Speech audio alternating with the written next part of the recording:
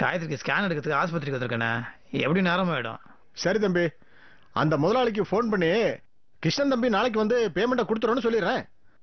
அண்ணா, company விஷயத்துல கொடுக்கறதா இருந்தாலும் சரி வாங்குறதா இருந்தாலும் சரி நாளைக்குன்ற வார்த்தைக்கு இடமே இல்லைன்னு சொல்லியிருக்கேன்ல. வேற என்னதான் பண்றது சொல்லுங்க.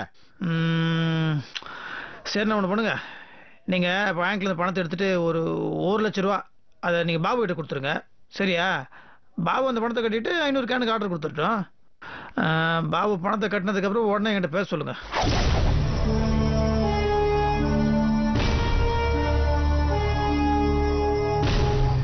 அண்ணா, லைன்ல இருக்கீங்களா? இருக்கேன் தம்பி. பாபு கிட்டே 1,00,000 கொடுத்து விட சொல்றீங்க? ஏன்னா உங்களுக்கு எனக்கு புரியல. வர வர உங்களுக்கு ரொம்ப சந்தேகம் ஒன்றும் ஜாஸ்தி ஆயிடுச்சு உங்களுக்கு. கொடுங்கண்ணா, பாபு கிட்ட கொடுங்க. சரிங்க தம்பி.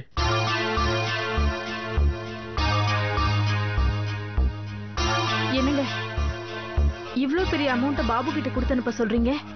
இறக்கப்படலாம், ஆனா குருட்டு நம்பிக்கை வைக்க கூடாதுங்க.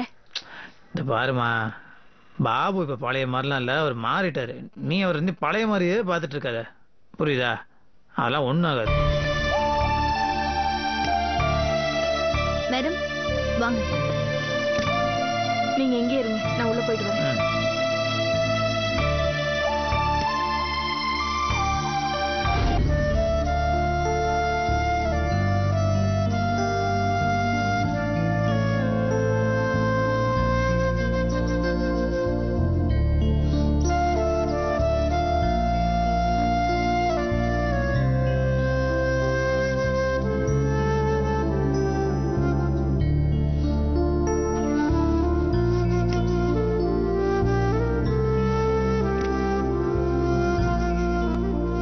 உட்காருங்க. ஸ்கேன் எடுத்திருக்காங்க, ரிப்போர்ட் இன்னும் கொஞ்ச நேரத்துல வந்துரும். ரிப்போர்ட் வந்ததும் டாக்டர் பார்த்துட்டு போயிடலாம்.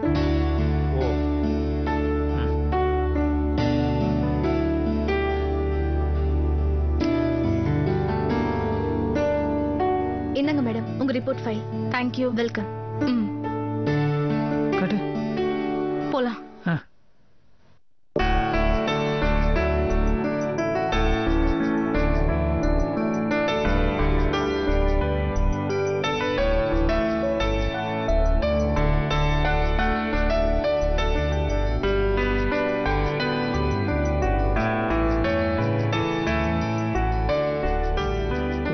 புரியலையே. டாக்டர் சொல்லுவாங்க. பாபு சொல்லுங்க. பாபு மச்சான், நீங்க சொன்ன மாதிரியே வெங்கடேஸ்வர பிளாஸ்டிக்ஸ்ல 1,00,000 ரூபா கொடுத்துட்டேன். பில்லு வாங்கிட்டேன். இன்னும் 2 டேஸ்ல நம்ம கேட்ட புது கேன்லாம் சப்ளை பண்றேன்னு சொல்லிட்டாங்க. நீங்க இப்போ எந்த ஹாஸ்பிட்டல் இருக்குன்னு சொல்லுங்க, நான் நேர்லயே வந்து ரெசிப்டை கொடுத்துறேன். எதுக்கு அதெல்லாம் நீங்க ஒன்று பண்ணுங்க, ரெசிப்டை கணக்கு போட்டு கொடுத்துருங்க. நான் வரதுக்கு நேரம் ஆகும்.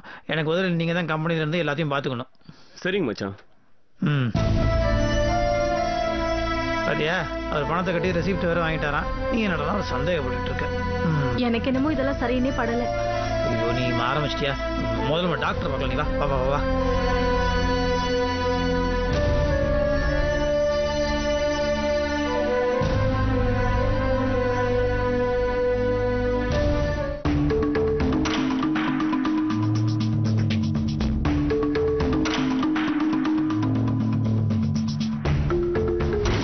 சித்ராவோட தான் வாழ போறாரு.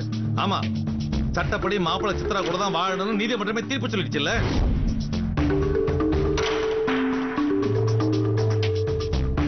என் தங்கச்சி உனக்கா எவ்வளவோ விட்டு கொடுத்தா. ஆனா நீ எல்லாத்தையும் உனக்கு சாதகமா பயன்படுத்திக்கிட்டு என்ன ஆட்டம் போட்ட. கடைசியில பாத்தியா, உன் ஆட்டத்துக்கெல்லாம் ஆண்டவன் எப்படி அழகா முற்றுப்புள்ளி வச்சாருன்னு.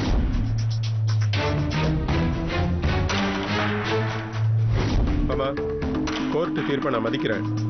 அங்க வரணுமா வேண்டாமான்னு முடிவு பண்ண வேண்டிய உரிமை எனக்கு இருக்கு. எனக்கு கொஞ்சம் டைம் கொடுங்க, நான் யோசிச்சு சொல்றேன். மாப்பிள்ள, உங்க வார்த்தைக்கு மதிப்பு கொடுத்து நாங்க போறோம். ஆனா அப்படியும் பிரச்சனை தீரலன்னு வைங்க, எங்க பஞ்சாயத்து வேற மாதிரி இருக்கும்.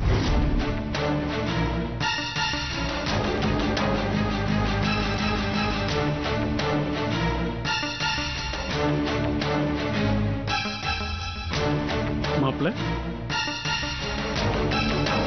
வாங்க மாமா.